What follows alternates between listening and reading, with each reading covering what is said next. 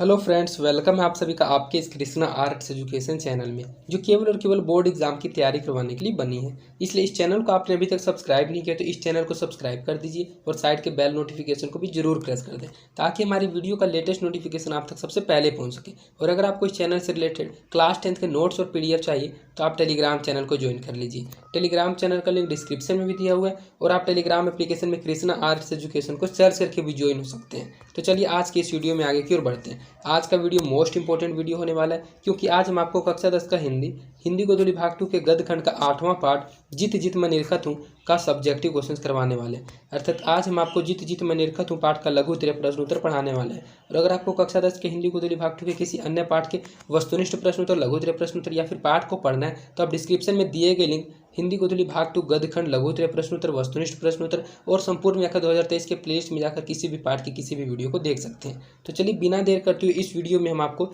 जित जित मैं निरखत हूँ पाठ का सब्जेक्टिव क्वेश्चन पढ़ाते हुए चलते हैं।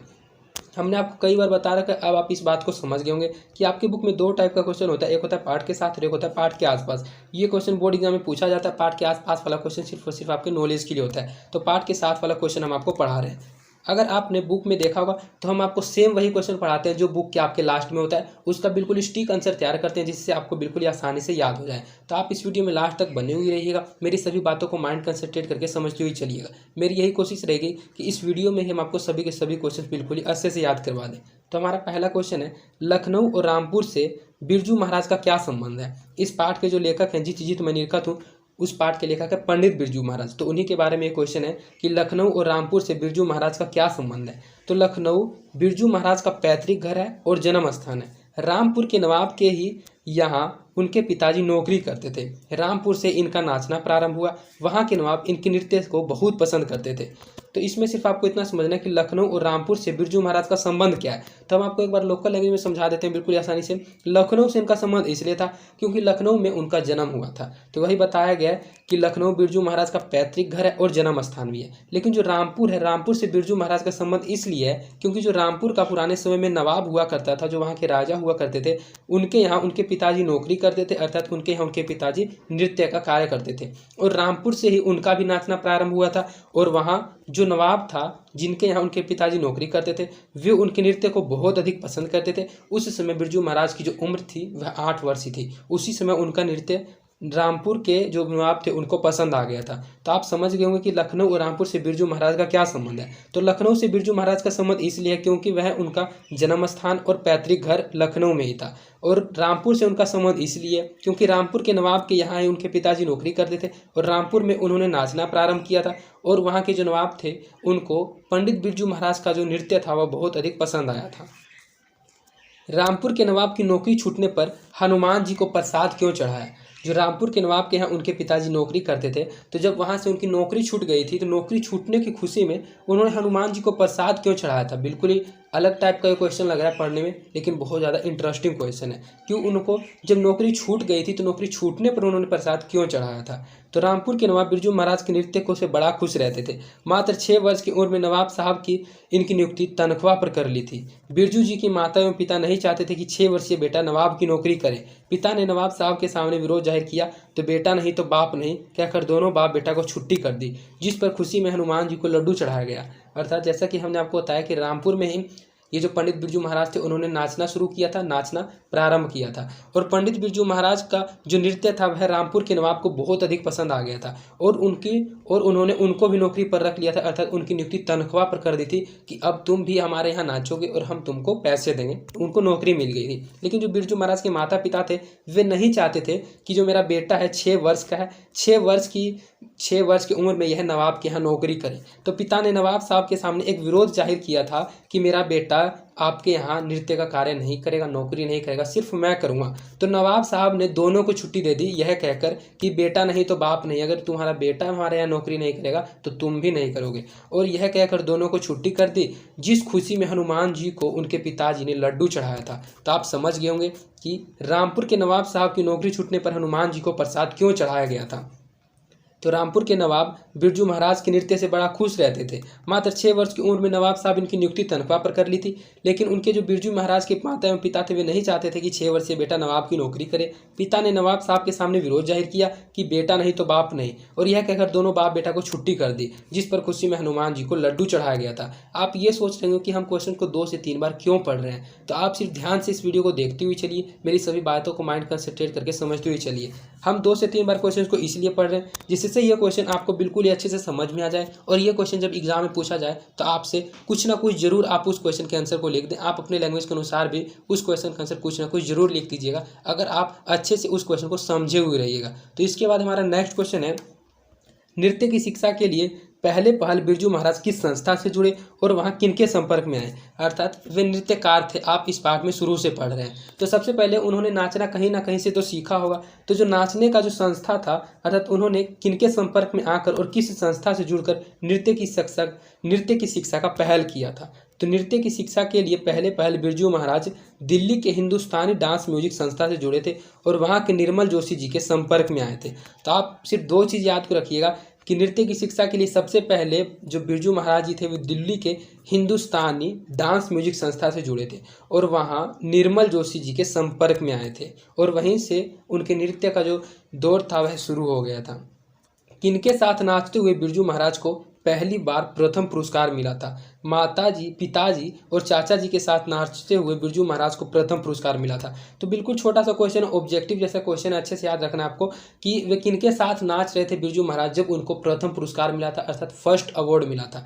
तो पिताजी और चाचा जी, उनके चाचा जी का नाम था शंभू महाराज, तो वे अपने पिताजी और चाचा जी के सब नाचते हुए बिरजू महाराज को एक बार प्रथम पुरस्कार मिला था।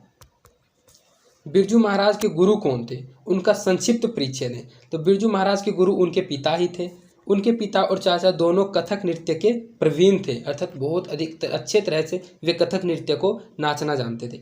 बिरजू महाराज की शिष्यता स्वीकारते वक्त बेटा बिरजू महाराज की कमाई 500 लेकर उन्होंने बिरजू महाराज को गंडा बांधने अर्थात शिष्य स्वीकार किया था।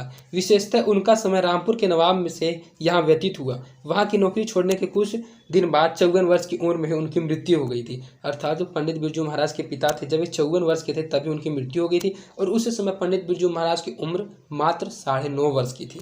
और पूछा इसमें यह जा रहा था कि बिरजू महाराज के गुरु कौन थे, तो आप अच्छे से याद रखिएगा बिरजू महाराज के गुरु उनके पिता ही थे। उनके पिता ने ही उनको ये नृत्य कला की तालीम दी थी, अर्थात शिक्षा दी थी। उनका संक्षिप्त परिचय में सिर्फ आपको इतना याद रखना है कि एक बार बिरजू महाराज ने 2 जगह डांस प्रोग्राम किया था और वहाँ से 500 रुपये कमाए थे, और वह 500 रुपये उन्होंने अपने पिता को गंडा बांधने पर अर्पित कर दिया था, अर्थात दक्षिणा दे दिया था। गंडा बांधना क्या होता है हमने ऑब्जेक्टिव क्वेश्चन में भी आपको समझा दिया और पाठ की व्याख्या में बता दिया। एक बार फिर से बता देते हैं, गंडा बांधना का तात्पर्य होता है दीक्षित करना, और दीक्षित करना को अगर लोकल भाषा में आपको समझाएं तो मंत्र वगैरह पढ़कर गले में हाथ में कोई कपड़ा बांध दिया जाता है, कोई रस्सी बांध दिया जाता है जिससे उसके सफलता की कामना की जाती है, तो उसे ही गंडा बांधना कहा जाता है। तो उस समय उनके पिता की जो उम्र थी वो 54 वर्ष की उम्र थी। उनका यही परिचय था कि 54 वर्ष की उम्र में उनकी मृत्यु हो गई थी। बिरजू महाराज ने नृत्य की शिक्षा किसे और कब देनी शुरू की थी, अर्थात बिरजू महाराज सबसे पहले तो वे खुद नृत्य सीखते थे, लेकिन जब नृत्य में निपुण हो गए थे, बहुत अधिक प्रसिद्ध हो गए थे, तब उन्होंने नृत्य का क्लास लेना शुरू किया था, अर्थात वे नृत्य की शिक्षा देना शुरू कर दिए थे। तो बिरजू महाराज 1950 ईस्वी में 25-25 रुपये का 2 ट्यूशन के माध्यम से नृत्य शिक्षा आर्य नगर में देते थे। वहीं सोमाराम नहीं, यहाँ सीताराम होना चाहिए था, ये टाइपिंग में थोड़ा मिस्टेक है, हमने आपको व्याख्या में पढ़ा रखा था कि वहाँ सीताराम बागला नाम का एक लड़का भी डांस सीखता था तथा उससे स्वयं हाई स्कूल की पढ़ाई करते थे। तो बिरजू महाराज ने नृत्य की शिक्षा कब देनी शुरू की थी, तो 1950 ईस्वी में। बिरजू महाराज का जहाँ घर था उस घर से 2-3 मील दूर एक आर्य नगर था, और उस आर्य नगर में 25-25 रुपये का 2 ट्यूशन देते थे, और उस ट्यूशन में अन्य बच्चों को नृत्य सिखाते थे। और वहीं एक सीताराम बागला भी उनका एक डांस सीखते थे, और उनका एक स्टूडेंट था, और सीताराम जो बागला था वह हाई स्कूल में पढ़ता था और वह पढ़ने में थोड़ा तेज था और अमीर था, और बिरजू महाराज उनको फ्री में डांस सिखाते थे, और वह डांस के बदले बिरजू महाराज को कुछ पढ़ाते थे, अर्थात वे स्वयं हाई स्कूल की पढ़ाई भी अपने स्टूडेंट से ही करते थे। तो आप समझ गए होंगे कि बिरजू महाराज नृत्य की शिक्षा किसे और कब देनी शुरू की।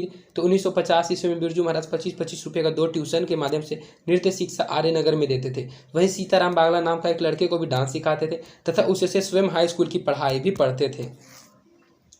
बिरजू महाराज के जीवन में सबसे दुखद समय कब आया, उससे संबंधित प्रसंग का वर्णन कीजिए। बिरजू महाराज के जीवन में सबसे दुखद समय तब आया जब उनके पिताजी की मृत्यु हो गई। पैसा घर में एक भी नहीं। पिता के श्राद्ध हेतु 10वें के अंदर बालक बिरजू महाराज को 2 प्रोग्राम देना पड़ा, जिससे 500 रुपये प्राप्त हुए थे। उस समय उनकी मात्र उम्र 9.5 वर्ष थी। माता के साथ जहाँ तहाँ घूम घूम कर प्रोग्राम देकर अपना जीवन चला रहे थे।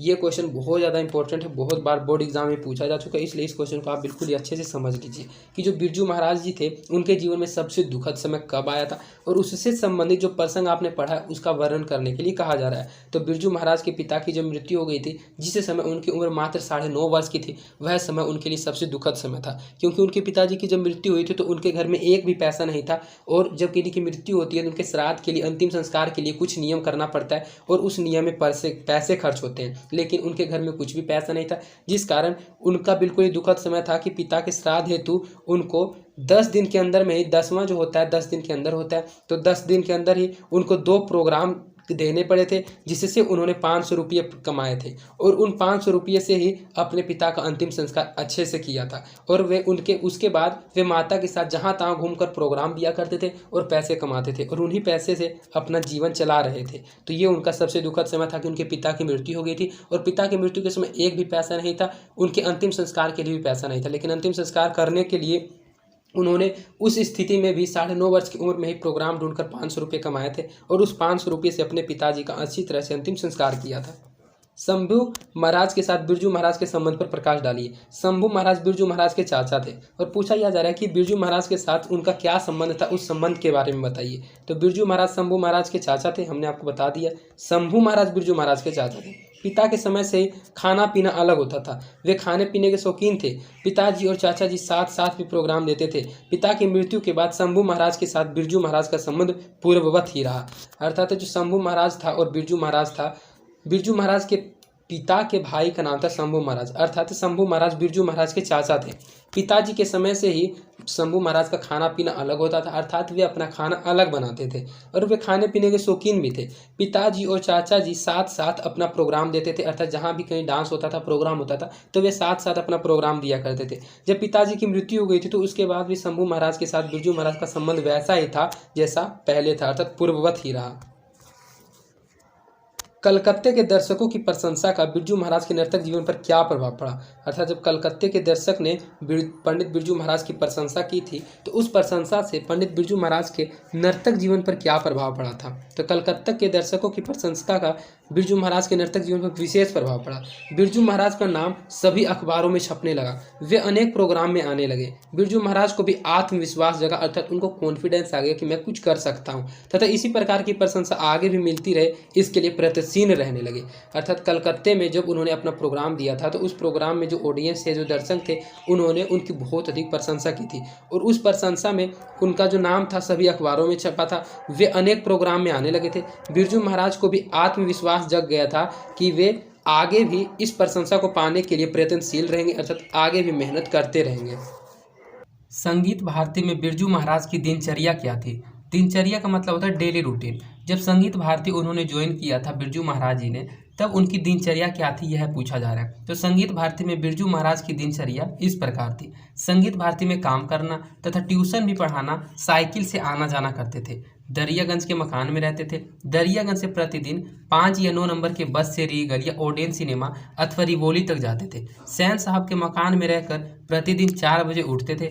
5 बजे से 8 बजे तक रियाज करते थे। रियाज करते करते थक जाने पर विविध वाद्य यंत्रों को बजाते थे। यही उनका डेली रूटीन था, दिनचर्या था। तो इसमें आपको 2-3 बातों को सिर्फ याद रखना है कि जब संगीत भारती बिरजू महाराज ने ज्वाइन कर लिया था, वहीं से उनकी सफलता की सीढ़ी शुरुआत हो गई थी, क्योंकि संगीत भारती में वे काम भी करते थे और उसके साथ साथ ट्यूशन भी पढ़ाते थे। वे ट्यूशन में अपने स्टूडेंट्स को नृत्य सिखाते थे। उनका ट्यूशन एक नृत्य कला का ट्यूशन था। वे साइकिल से आना जाना करते थे। वे एक दरियागंज के मकान में रहते थे। दरियागंज में उन्होंने किराए पर एक मकान ले लिया था और वहीं रहते थे। दरियागंज से प्रतिदिन 5 या 9 नंबर के बस से रीगल या ओडेन सिनेमा अथवा रिवोली तक वे हमेशा जाते थे।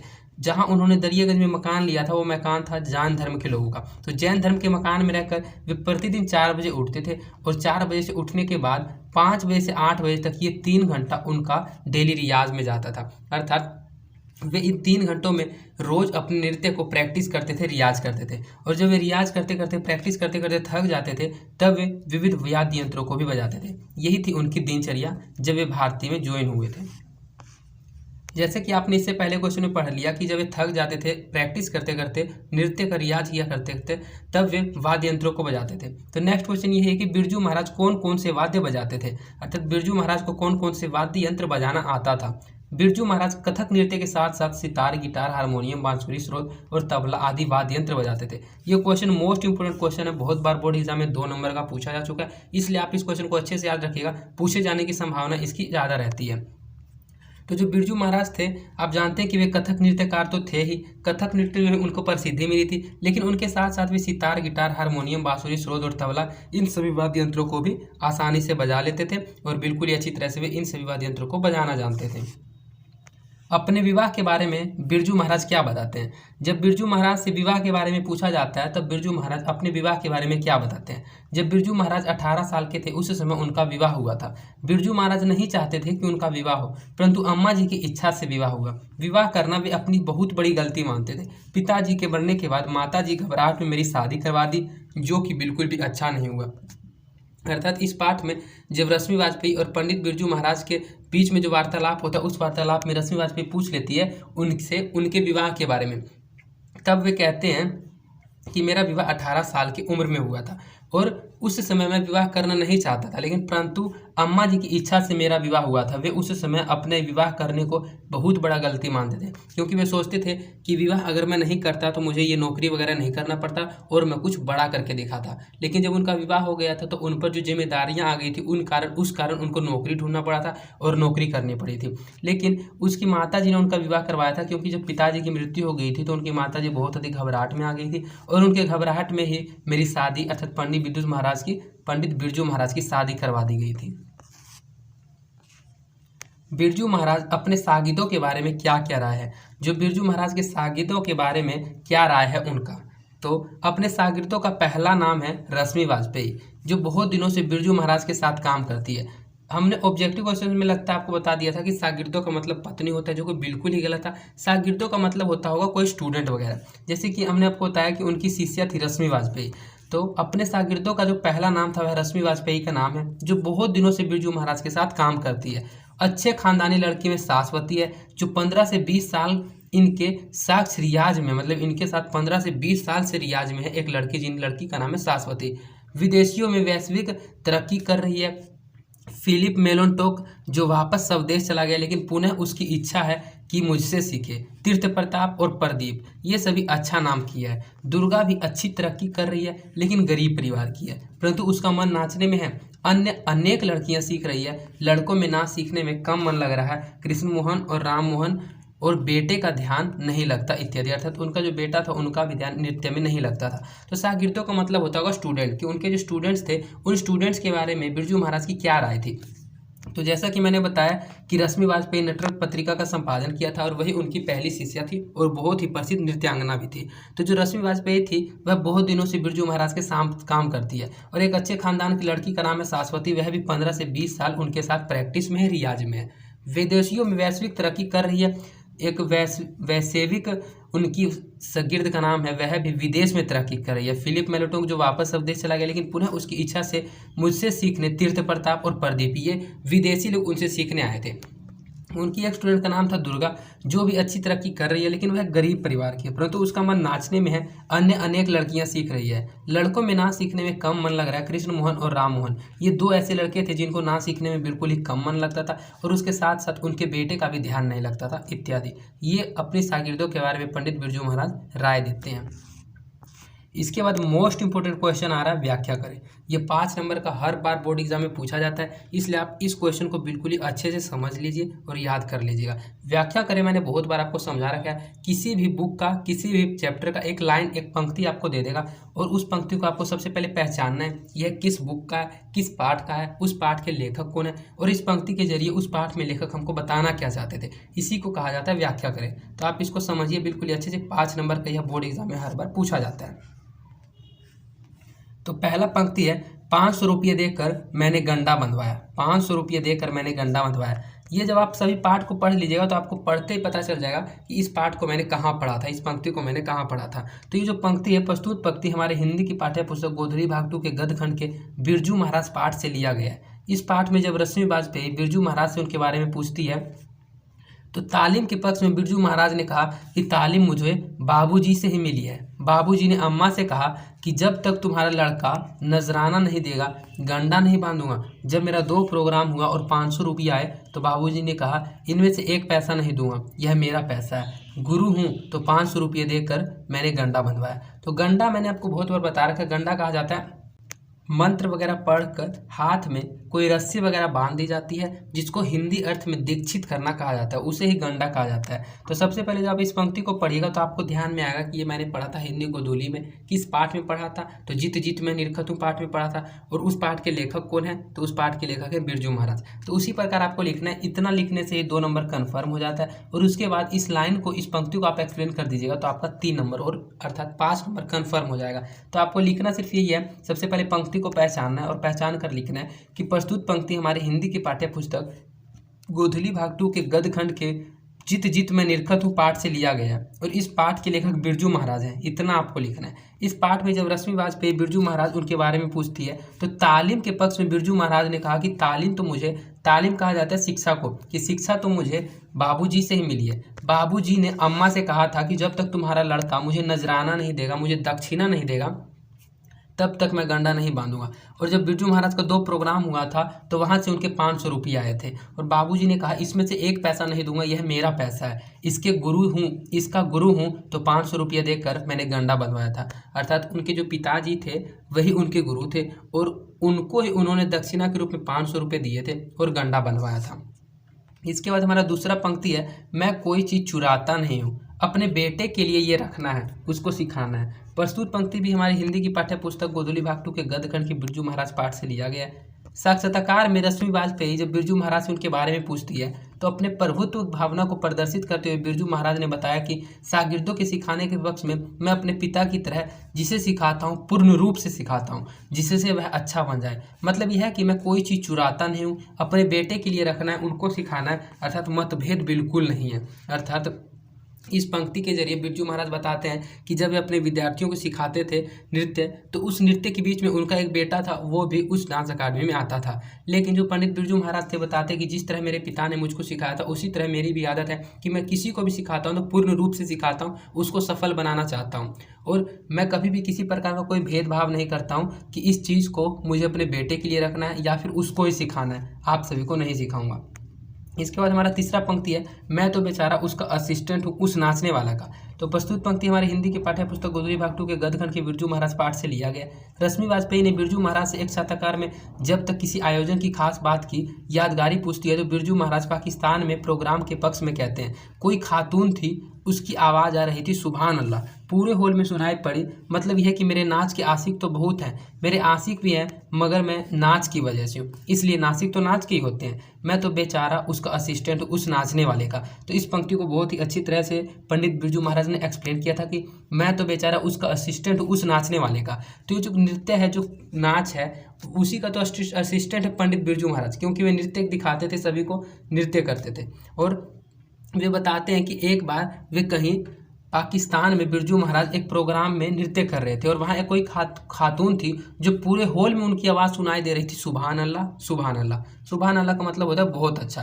तो जब वे अपना प्रोग्राम में अपना नृत्य कला दिखा रहे थे तो एक खातून थी जो उसकी आवाज़ पूरे हॉल में सुनाई पड़ रही थी, सुभान अल्लाह। तो मतलब यह थी कि उस समय उन्होंने सोचा कि मेरे नाच के आशिक तो बहुत हैं, मेरे आशिक भी हैं, मगर इस नाच के वजह से हूँ, इसलिए आशिक तो नाच के ही होते हैं, मैं तो बेचारा सिर्फ और सिर्फ नृत्य का असिस्टेंट हूँ उस नाचने वाले का। अगर जो नृत्य है उसका असिस्टेंट तो ही थे पंडित बिरजू महाराज, और उनको जो प्रसिद्धि मिली थी वो नाच के कारण ही मिली थी। तो वही पंक्ति के जरिए हम लोगों को समझाना चाहते हैं। इसके बाद हमारा नेक्स्ट क्वेश्चन है, बिरजू महाराज अपना सबसे बड़ा जज किसको मानते थे। ये एक प्रकार का ऑब्जेक्टिव क्वेश्चन में भी पूछा जाता है और अति लघुत्तरीय प्रश्नोत्तर में 2 नंबर का भी पूछ लिया जाता है। तो जो बिरजू महाराज थे वे अपना सबसे बड़ा किसे जज मानते थे, तो बिरजू महाराज अपना सबसे बड़ा जज अपनी माँ को मानते थे। जैसा कि पाठ में हमने आपको पढ़ाया था कि उनके गुरु तो पिताजी थे, लेकिन 9.5 साल की उम्र में उनके पिताजी की मृत्यु हो गई थी। लेकिन जब वे अपने आगे के समय में रियाज किया करते थे, प्रैक्टिस किया करते थे, तब उनकी माता ही उनको बताती थी कि तुम सही कर रहे हो या फिर गलत कर रहे हो। तो पंडित बिरजू महाराज अपना सबसे बड़ा जज अपनी माँ को मानते थे। पुराने और आज के नर्तकों के बीच बिरजू महाराज क्या फ़र्क पाते हैं, मतलब जो पुराने समय के नर्तक हुआ करते थे और जो आज के समय के नर्तक हैं, उन दोनों के बीच में पंडित बिरजू महाराज कौन सा डिफरेंस देखते हैं, कौन सा फ़र्क पाते हैं। तो इसको भी बिल्कुल अच्छे से आपको समझना, ये भी क्वेश्चन बहुत बार पूछा जाता है। पुराने और आज के नर्तकों के बीच फ़र्क बताते हुए बिरजू महाराज ने बताया कि पुराने ज़माने के नर्तक गलीचे, स्टेज आदि का कुछ विचार नहीं मन में लाते थे। केवल प्रोग्राम देना है, चाहे गलीचे में तहाँ गड्ढे में क्यों न हो। पंखा की कोई बात ही नहीं। हाँ, कुछ नौकर चाकर बड़े पंखा लिए हाँफते हुए चलाते थे। नाचते वक्त पंखा से हाथ नहीं टकराव, यह भी ख्याल रहता था। आज के नर्तक लोग पहले स्टेज को ही कमजोर बताते हैं, छोटा है, टेढ़ा है, गड्ढा है इत्यादि। अर्थात पुराने समय के जो नृत्यकार थे और जो आज के नर्तक हैं, उन दोनों के बीच पंडित बिरजू महाराज एक बहुत ही खास बात बताते हैं कि जो पुराने समय के नर्तक हुआ करते थे वे अपने सिर्फ और सिर्फ नाच के बारे में सोचते थे। वे कभी भी नहीं सोचते थे कि उनका स्टेज कैसा होगा। स्टेज चाहे गलीचा हो, चाहे स्टेज उबड़ खाबड़ हो, कैसा भी स्टेज है, पंखा हो या ना हो। हाँ, कुछ बड़े नौकर चाकर जो बड़े बड़े पंखा लिए हाँफते हुए चलाते थे, वही पंखा उनके ज़माने में रहा करता था। और नाचते वक्त पंखा से हाथ नहीं टकरा जाए, इसका भी ख्याल रखना पड़ता था। लेकिन जो आज के समय के नर्तक हैं, जो आज के समय के नृत्यकार हैं, वे सबसे पहले स्टेज को ही कमज़ोर बताते हैं कि यह स्टेज तो छोटा है, यह स्टेज तो टेढ़ा है, यह स्टेज तो गड्ढा है, यहाँ गर्मी लग रही है, और वे अपना नृत्य प्रदर्शन नहीं कर पाते हैं। तो यही मेन बात, यही मेन फ़र्क वे बताते हैं पुराने और आज के नर्तक के बीच। कि पुराने जो नर्तक हुआ करते थे वे सिर्फ और सिर्फ अपने नृत्य को दिखाना जानते थे और उनको बाकी किसी चीज़ से कोई लेना देना नहीं था। लेकिन जो आज के नर्तक हैं वे सबसे पहले कंफर्ट, आराम खोजते हैं, उसके बाद नृत्य करना जानते हैं। तो इस पार्ट में 16 सब्जेक्टिव क्वेश्चन था। सभी के सभी सब्जेक्टिव क्वेश्चंस को बिल्कुल ही अच्छे से मैंने एक्सप्लेन कर दिया। आप आशा करते हैं कि सभी क्वेश्चंस आपको समझ आ गया होगा। और अगर आप इन क्वेश्चंस को समझ नहीं पाए हैं तो इस वीडियो को एक बार रिपीट करके फिर से देख लीजिएगा। और अगर आपको इसका PDF चाहिए तो आप टेलीग्राम चैनल को ज्वाइन कर लीजिए। और अगर आपको यह वीडियो पसंद आई है तो इस वीडियो को आप अपने दोस्तों के बीच ज़्यादा से ज़्यादा शेयर कीजिएगा और इस वीडियो को लाइक भी जरूर कीजिएगा। इससे हमारा मोटिवेशन बना हुआ रहता है। और अगर आपने अभी तक इस चैनल को सब्सक्राइब नहीं किया तो इस चैनल को सब्सक्राइब कर दीजिए और साइड के बेल नोटिफिकेशन को प्रेस कर दीजिए। और जितना भी पार्ट से रिलेटेड, पार्ट के साथ, पार्ट के आसपास वाला क्वेश्चन है तो सभी चैप्टर का मैंने करवा दिया। आप प्लेलिस्ट में जाकर किसी भी पार्ट के किसी भी वीडियो को देख सकते हैं। और अगर आपको किसी प्रकार की कोई समस्या होती है तो आप कमेंट के माध्यम से अपनी समस्या को मुझ तक पहुंचा सकते हैं। तो आज के लिए इतना ही, धन्यवाद। मिलते हैं आपसे किसी अन्य इंपॉर्टेंट वीडियो में।